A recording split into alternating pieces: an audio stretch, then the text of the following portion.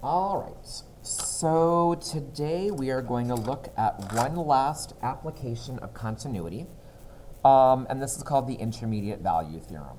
And I introduced this to you guys the other day when I showed you that magic trick that I was really excited about, but you didn't think was too exciting. And just to remind you of my really impressive magic trick, I asked you to draw some axes, put a point at -4, -4, and a point at 4, 4. And then I told you I wasn't going to look, and I wanted you to draw some continuous function starting at -4, 4 and ending at 4, 4. And I told you make it as complicated or as simple as you'd like, but make sure it's continuous and make sure it's a function.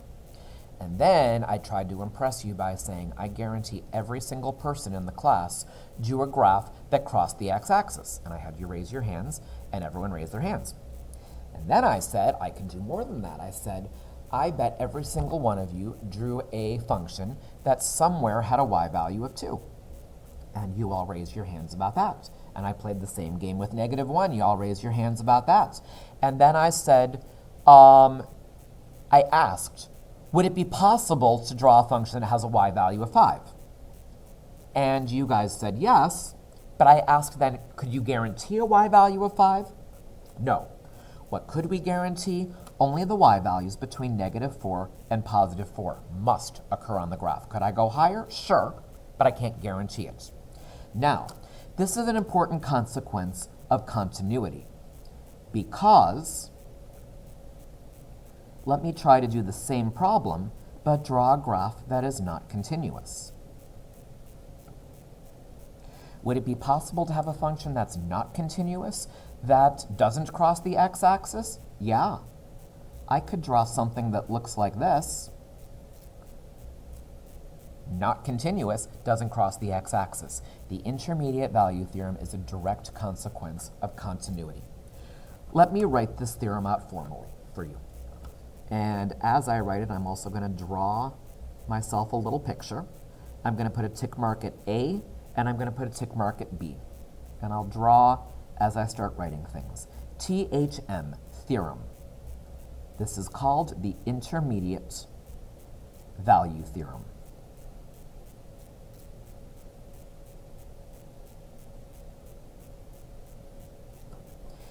And this theorem says, if f of x is a continuous function,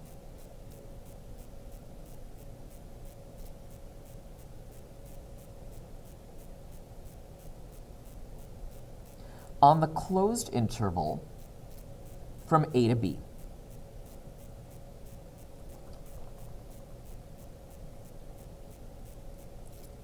If f of x is a continuous function on the closed interval from a to b, I've got my 2 points here between a and b. I'm going to draw some continuous function between them. Then, f of x has to equal all the y values between f of b and f of a. Then f of x must equal all y values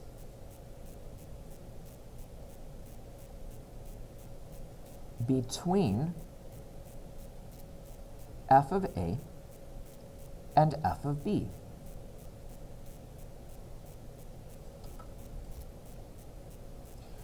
Might as well put some tick marks here. I'll call that y value f of a.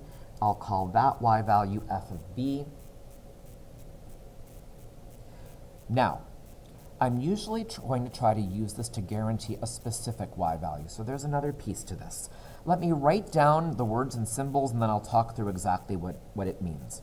Specifically, there exists some value x equals c such that f of c equals k for any k value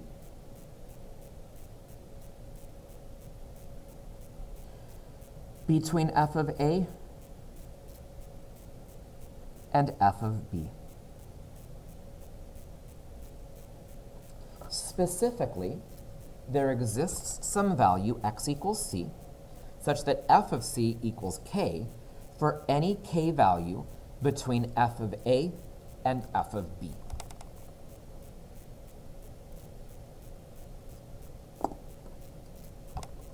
Here's what I mean by this. I'm going to pick a y value. I'm going to call it k. Let me stick this right over here. This intermediate value theorem guarantees that for some chosen y value that's between f of a and f of b, there has to be an x value that I'm going to call c, such that f of c equals that y value. So there's my particular k. Is there an x value with that specific y value? Sure there is. My x value, my c, that I guaranteed existed, right over there in this particular case. This idea may make a little bit more sense with an example. So I'm going to have the video pause for 2 seconds to make sure you have all that. Then we'll move on to our first example. First example, I would like to show that f of x, which equals x cubed plus 2x minus 1, has a 0 on the closed interval 0 is less than or equal to x less than or equal to 1. I want to prove that that function has a 0 on my closed interval between 0 and 1. The first thing you need to do is you need to find f of 0 and f of 1. F of a and f of b. Evaluate the function at your two endpoints. I want you to take like 10 seconds right now, go find f of 1 and f of 2. Nope. Let me try that again. I didn't mean that. I meant go find f of 0 and f of 1. I'm recording this on Friday at 5 o'clock. I'm tired. It's been a long week. Find f of 0 and f of 1.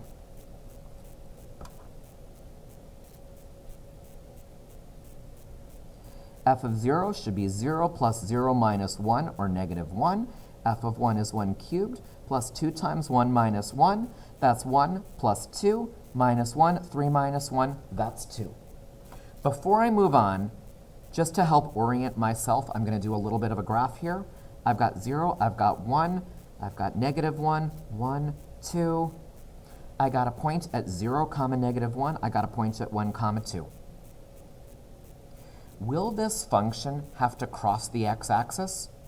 Sure, if we have some continuous function, and by the way, this function is continuous, no denominator, no one piece to another piece thing, it's going to have to cross the x-axis. Here's how we're going to write this out. Since f of x is a continuous function, it is continuous everywhere.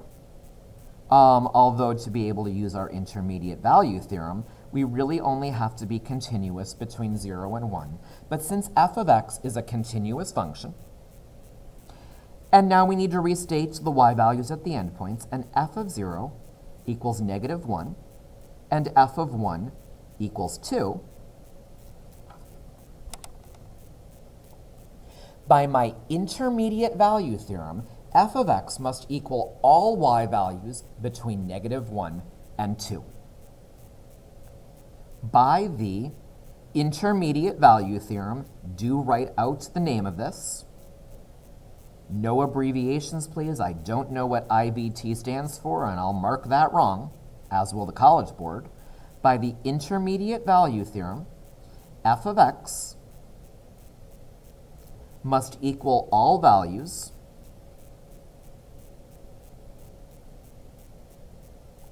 between negative 1 and 2.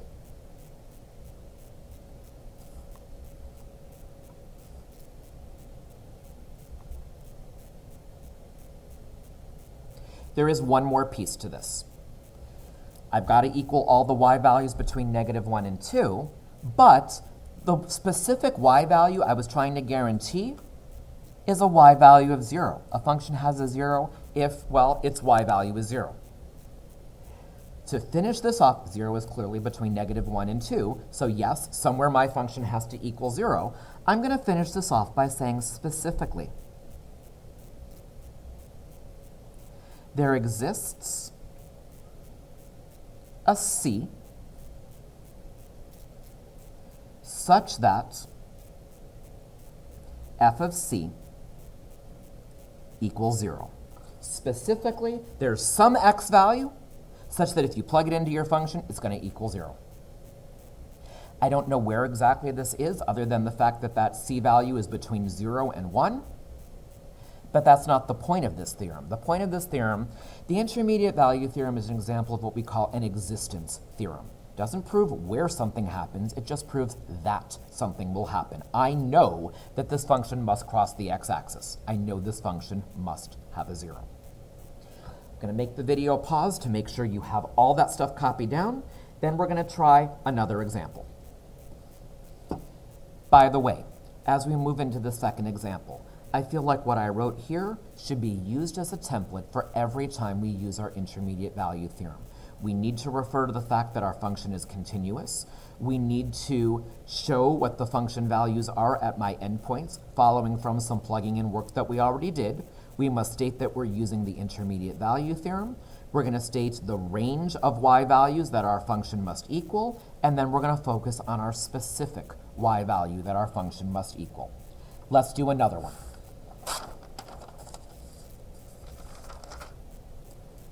Next example. For the function f of x equals x squared minus 4x minus 6 on the closed interval from 3 to 6. I want to show that there exists a c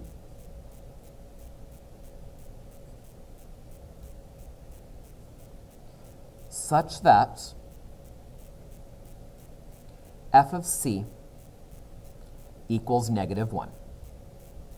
Then find it. We'll save that for later. Ignore that part for right now, but do stick it in the directions. Your first job is to find f of 3 and f of 6, so quickly go do that.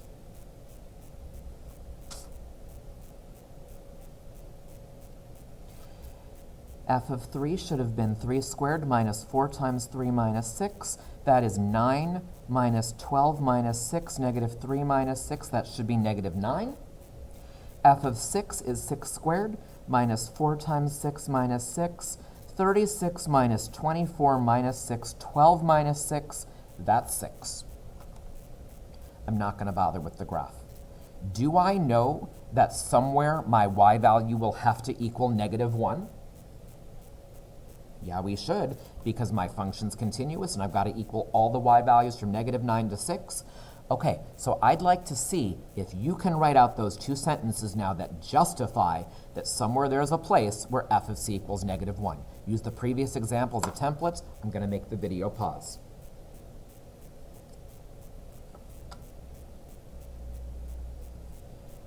Since f of x is continuous everywhere, although again I really only care about from 3 to 6, but everywhere is fine as well here. Remember, we're looking for denominators. I don't have any of that, and where you jump from one piece of a piecewise function to another, and I don't have that. Since f of x is continuous everywhere, and f of 3 equals -9, and f of 6 equals 6. By the intermediate value theorem,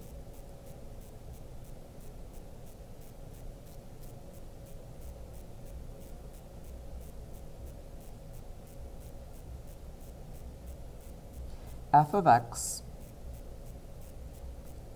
must equal all values between, still on the screen, oh good, between -9 and 6. Specifically, there exists a c such that f of c equals -1. -1 is that one specific y value that I wanted to try to guarantee.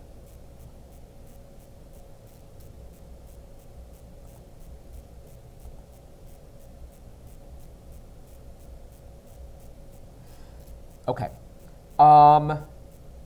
Next. Oh, the then find it part. To find it, I want to figure out, well, where that function equals -1. How are you going to do this?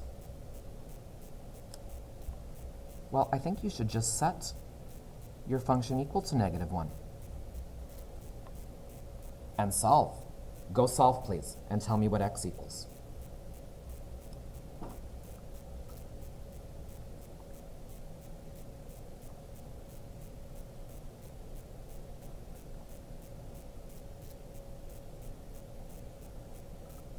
X equals 5 and x equals -1. Now, applying the intermediate value theorem the way I did, which of these x values is the one that I guaranteed would be the place where my y value equals -1? One of them? Both of them?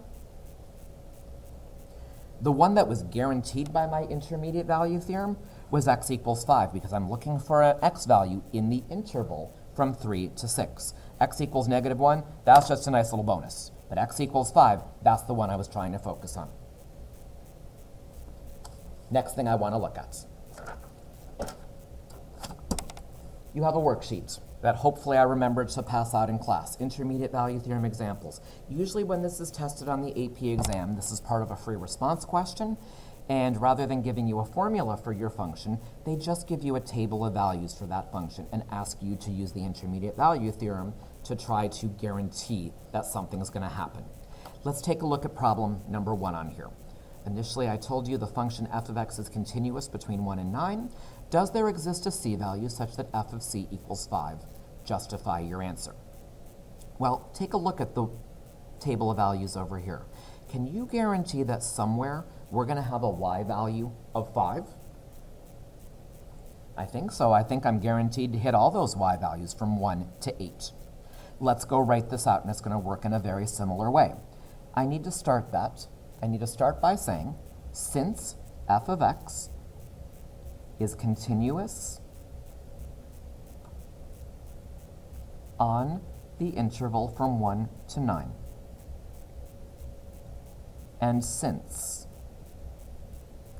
f of 1 equals 1 and f of 9 equals 8, by the intermediate value theorem, I'll make the video pause, and I want you to finish up your justification for this.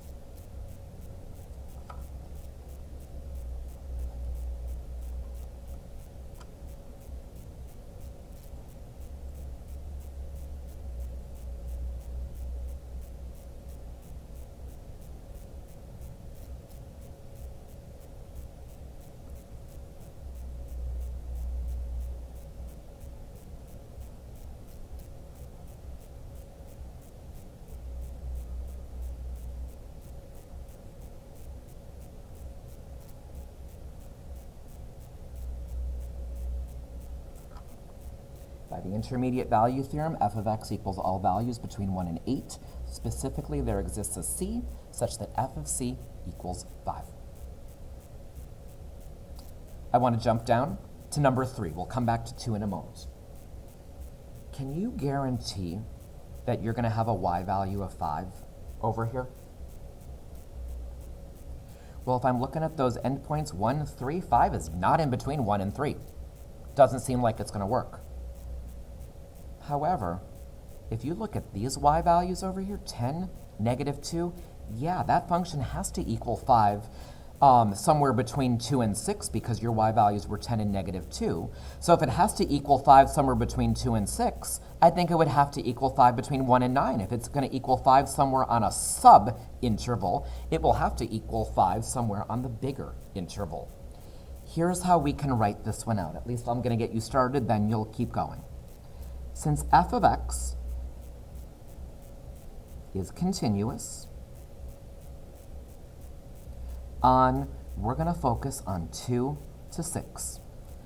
I'm going to say, you don't have to, but I'm going to say a subinterval of 1 to 9. And f of 2 equals 10, and f of 6 equals negative 2. Go finish that, please.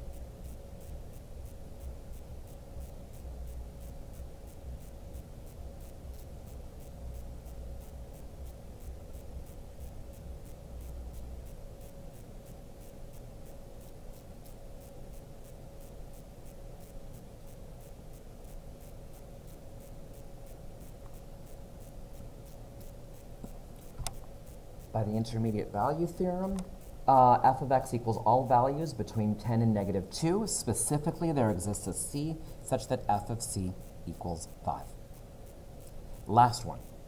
Number 2. Can we guarantee that there's a c value such that f of c equals 5? I don't think so. Looking at the endpoints, I can guarantee all the y values between 1 and 4.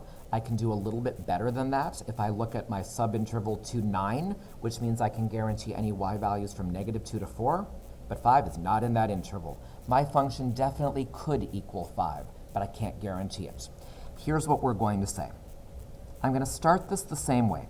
Since f of x is continuous,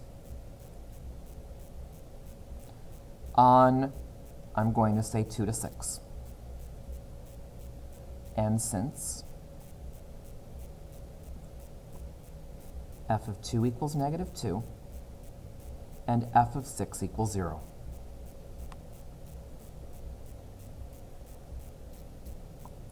By the intermediate value theorem,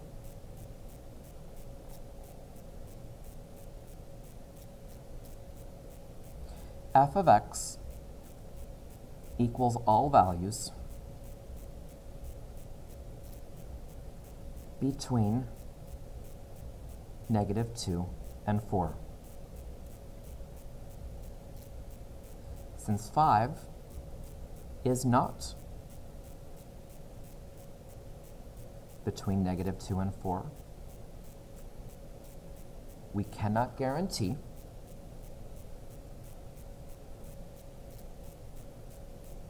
a c value such that f of c equals 5. That's what I got there. We're going to spend one more day on this unit. We'll wrap things up tomorrow. After that, we'll do a review day, and then we'll do our test.